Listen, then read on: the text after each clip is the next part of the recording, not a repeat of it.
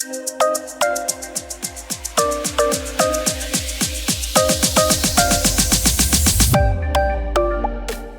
it's LSFT here today, and today we're here to look at the July sales for Lexus USA and Canada. And one thing to note, there is a stop sale for the Lexus TX and also the Toyota Grand Highlander because of the airbag issue, and that is probably impacting the sales growth for Lexus. Not saying that their sales are falling, but the TX, which actually adds a bunch of sales, is impacting the overall sales growth. So first thing, let's look at the UX, okay? The UX, I don't know what's happened here. They released the UX 300H, which is supposed to be the 5th generation UX, like the 5th generation hybrid system. But the sales continue to drop month after month. Look at it, 581. It's probably the lowest month you've ever seen, almost when they've actually released the UX, because UX was released in 2019. So 581. April 2020 was exactly the same, and that is almost the lowest. The lowest is actually June 2022. Isn't that funny? What does that mean? Does that mean the UX just doesn't have its market in the US? Or the 300H, the 5th generation hybrid system, just doesn't work, and they need to do a complete redesign to actually get it to increase sales? Hard to say, but it's down 35% this month compared to last year. We quickly move over to the IS. IS for July, 1458, and that's down 28.6%. Again, another vehicle that's been refreshed, or you can say redesigned, but it's really a refresh. And speculations are it will be another refresh, but we don't know. Let's see. But 1458 compared to 2000 last year, it's down 28%. And overall, when you look at it, it's projected to be under last year's sales. Unfortunate, but it is what it is. But when you look at 2019 and 2020, they've done much better, because look at it, 11,000 compared to 13,000. So definitely better, but still, I think the redesign, so-called, has gone, and now it's back to the norm. We move down here to the ES, 3,778. It's up 17% compared to last year, but compared to the history, still not close enough. But 23,336, not bad. If you look at it, it may be breaking even to what we see from previous years. So if you look at 2023, this is 22,541. So they're still up in the year, which is good, which means their sales numbers are still going up. So when we look at this, they're right now up 3.5% for the year. Okay. Moving over to the NX, 6,604, it's up almost 11% from last year, so definitely good numbers here. But when we compare the first 7 months, this is 39,989, and compared to 41,000, they're up 3.1%. So NX is keeping its sales. And then we move down to the RX. So RX is down 2.5% right now for the year. 9,591. Not as good as the 2021, but very close average, let's say. But then when you look at it, it's up 8.8% for July compared to July last year, so still good numbers for the RX. The LS, low volume, 156, and you look at that, 1370. If you look at last year, 1395, very comparable. They're down 1.8%. Down to the LC. LC is up 8.5% for the year. Okay, so 105, that's down 35%, but there were a few months where they did quite well. And again, it's a low selling volume car as well, so things will probably be very close at the year end. GX, wow, 4,746. Best July ever. And if you look at it, it's probably because of the delay of the GX. So now the new GX comes in place, we see an uptake, and 13,000 still down 11% compared to last year. So hopefully July, September, they'll start seeing these numbers higher, and that will offset the numbers that we saw like in March and April. Numbers do seem to be better in the GX. LX 456, that is roughly, they're still up 9.4% for the year. Didn't beat last year's number, but still better than the years before, so still doing well. RC 147, 1088, and they're up 11.2%. So they're still doing okay. Definitely low selling volume, so it doesn't really make an impact to the growth of Lexus here, but definitely still maintaining the sales numbers. RZ, battery electric vehicle, you can see that they've actually been doing very well overall, even though, yes, people would say, that's doing well, 1,200 a month. Look at Tesla, they sell way more than that, right? But again, that's not the purpose of the RZ. It's not to overtake anything, right? I think it's just more for a BEV offering for people who keep on driving Lexus vehicles, right? So 6,871, they've already beat last year's number already, and they're up 300 something percent, and they still have 5 months to go. So I think they'll go over 10,000 this year, probably more than that, but we'll see. But RZ seems to be there's still demand there. And the biggest unfortunate is the stop sale of the TX. And it's already likelihood where we're going to see this. Probably in October, we may see some sales, but this is what we're going to be looking at. 21,000. You can see that every month they can go to like 4,000 or 5,000 vehicles.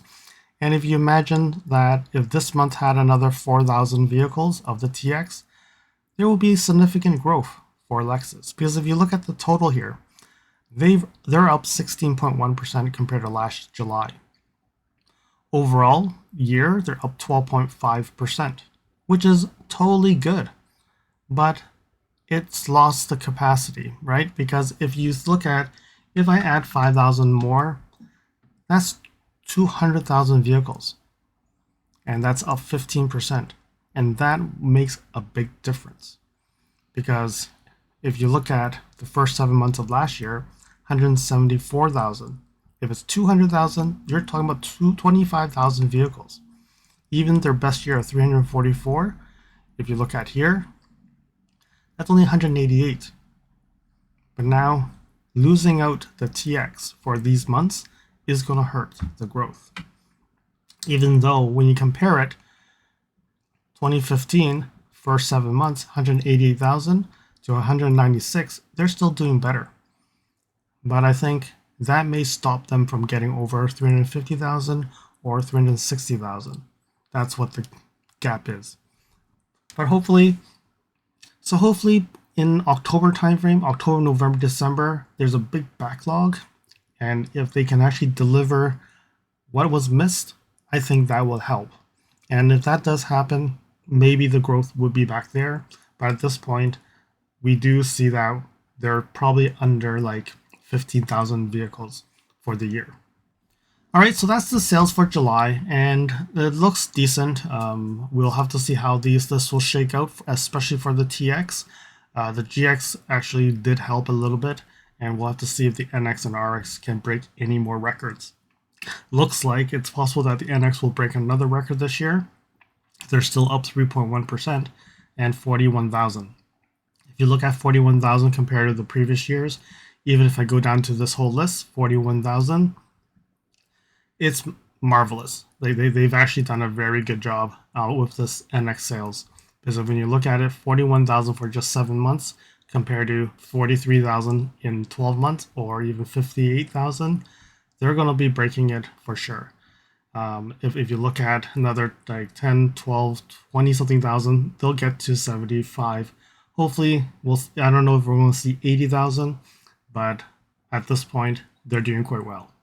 Follow me on Instagram at LSFT Videos. You can see updates on my experience with the NX 450h Plus, which may not be shown on any future videos. You can reach out to me via direct messaging if you have any questions on your Lexus. If you like this video, you can provide me feedback in the comments below, like this video, share it with your friends. This definitely will help with the YouTube algorithms. Press the subscribe button and bell icon and get notified when new videos show up. And lastly, If you want to support me further, you can provide me a super thanks, or visit my Amazon storefront before you purchase anything from Amazon, and or you can purchase products from the list on the items that I've been using with my vehicle or at home at no extra cost to you. And now let's continue with the video. Alright, now we're at Toyota Canada and looking at Canadian sales, and Toyota overall is down 9.9%. Well, again, Grand Highlander stop sale, Prius it was stop sale, then we have the TX stop sale. A lot of things are hurting here.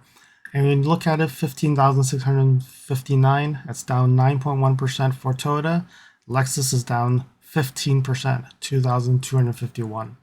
So when you look at electrified, 53.4% is electrified. So they're looking at 9,565 electrified vehicles, and that's up 11.5%. And then when you look at Lexus, the Lexus electrified is 51.6% for July.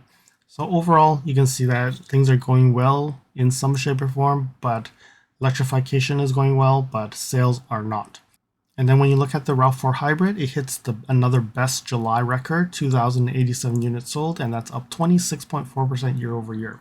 So I don't have the breakdowns of all these models, unfortunately, but it is what it is. So now let's move over to my spreadsheet because I can show more of a comparison, and I did get a little bit more information on some sales breakdown by model this year. So let's move over to the Canadian spreadsheet. All right, so now we're in the Lexus Canada spreadsheet, and I do have the sales numbers up to May, okay? I don't have June, July, but I think it's still better. It gives us a little bit more of a sense of where we are. And if you look at the UX, 1303 up to May, and if you look at that compared to last year, 1,012, that's actually up for the UX. So very different from the US. The UX is doing better in Canada. IS, if you look at first 5 months, 829, it's 695 this year. So down IS again. I think it's getting a little bit stale. ES, 523, it's 402, so definitely same thing. ES is due for a refresh. And we have seen some trademarks, right? So it's coming. NX, okay? NX in Canada doesn't seem to be doing as well as last year. If you look at it last year, first 5 months, 4,916, 3,439, definitely much lower. But then if you compare to previous years, like 2020, 1,883, 3,400, definitely much better. So again, last year for Canada, 2023, it did seem like it was a catch-up year. So things, I don't think that we'll get back to that point. Maybe we'll see 8,000, 9,000 like 2022, maybe. All right, the RX. I don't even have a total for RX here. So RX is 4,039. So when you look at that, compared to last year, 4,800. So definitely still not there. So sales for RX is also down. LS, 11 vehicles. If you look at 14 last year, so still down, expected always. LC, 72, seems to be doing quite well, 33 versus 72. LC, some people are enjoying that LC in the last of the V8s as well, right? GX, 195, again, numbers are not as good as previous, but definitely some bold numbers are incorrect. But you can look at the first 3 months was just, heck, we didn't get any GX at all. So sub number 118, good month here, but definitely not there yet. LX, 304 compared to last year's 426, another year of down. Then we have the RC 54 versus 54. Actually, no, 56. So down again, 2 units. And then unfortunately, they don't break down the RZ and TX. So I can only bundle them all together. And then when you look at the bundle, these two are the ones that should help Lexus Canada do better sales. But then again, TX is on a stop sale as well. Unfortunate. So there we have it. So when you look at the numbers here, 2,251, definitely down from last year. And I expect this year for Canada to be down every month.